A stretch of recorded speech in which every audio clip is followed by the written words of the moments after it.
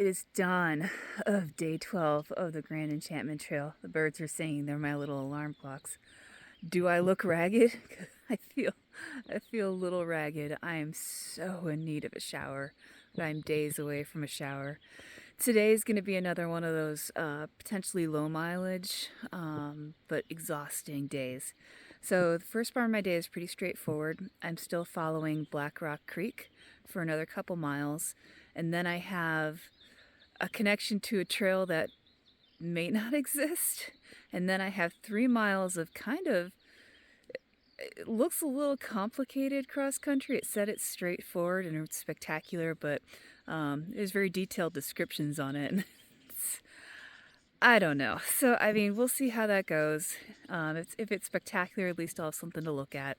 Then once that is done, I connect to some trails that I think get progressively better, although I do connect kind of in an area that was still burned. So still moving through the Santa Teresas, and we'll just see how far I get today.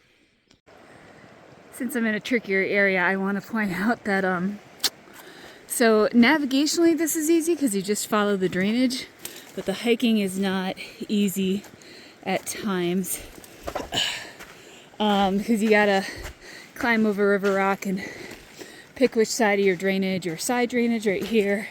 Yesterday I actually had River Rock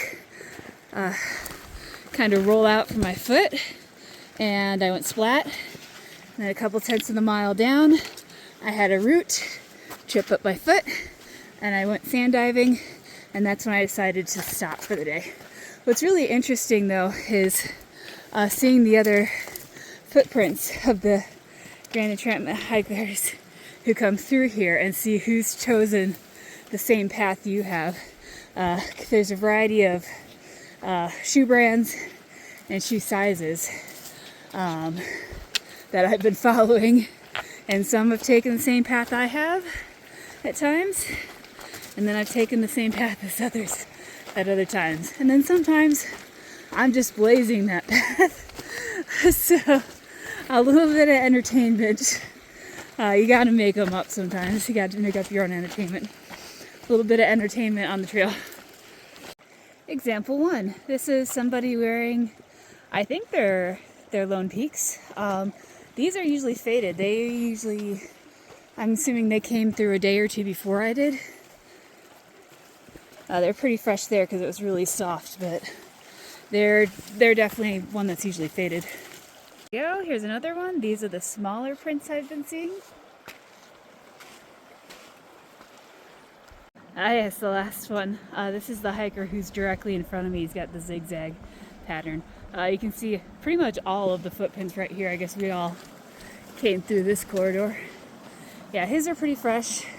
Could be like an hour ahead of me, could be a half a day. Can't really tell. I guess it doesn't really matter. It's just something to entertain myself while I pick my way across. One last thing to point out on this river section. I do a little wide zoom. There we go. Somebody in one of the comments, I think it was on the water chart, said that he thinks he encountered some quicksand here. So I'm being very careful not to pick like the really, really soft sand when I have to walk in the water. Make sure there's some rocks and stuff in it. But once again, for the first time in pretty much my entire life, I have to kind of, I don't worry about it, but I have to kind of watch out for quicksand. Not sure if that was quicksand or not, but I sunk into it pretty easily. Luckily, I was just kind of in and out. Okay, still on the creek section. Okay, that was for sure quicksand. That little tiny hole there looks just like a footprint.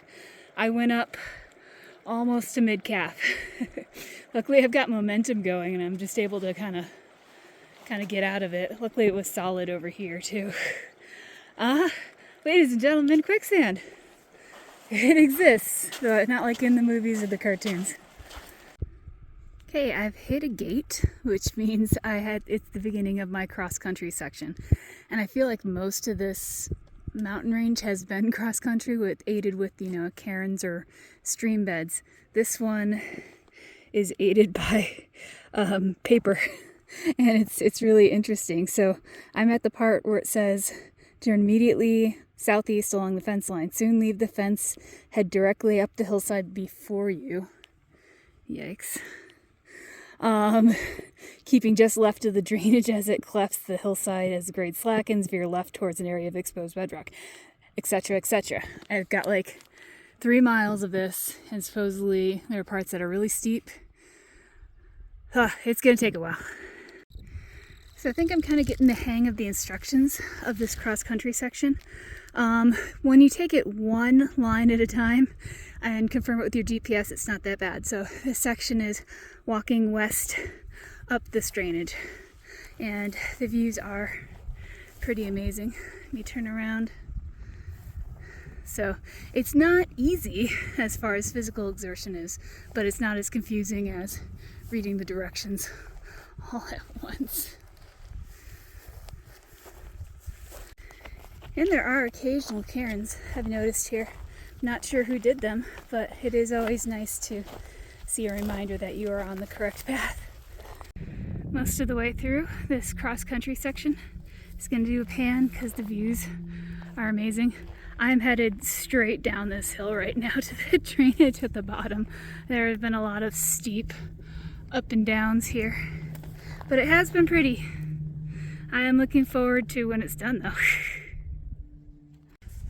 This gate is such a welcome sight because, trying not to step on the barbed wire. Oh boy, it signifies the end of the cross-country section. And do I actually see trail? I gotta figure out which one is my trail though. I'm not sure how good they're gonna be in this first section. I'm looking straight at a burn scar, but I know I do have the promise of good trails in my future now. Yay! Trail. Beautiful, beautiful trail. Oh, Jade. I know I'm going to be hitting some burned areas, but oh my god. Moving a lot faster now. Took me like 4 hours to go those 3 miles. There's a lot of steep up and down. This is basically a point of view shot. I'm laying down at Cane Spring, trying to eat my lunch while laying down in some shade. I've been going kind of in and out of the burn area. You can see this is kind of like the edge of the burn area too. Some of this tree is charred, some of it has leaves. That cross-country section really knocked me out. Pretty tired.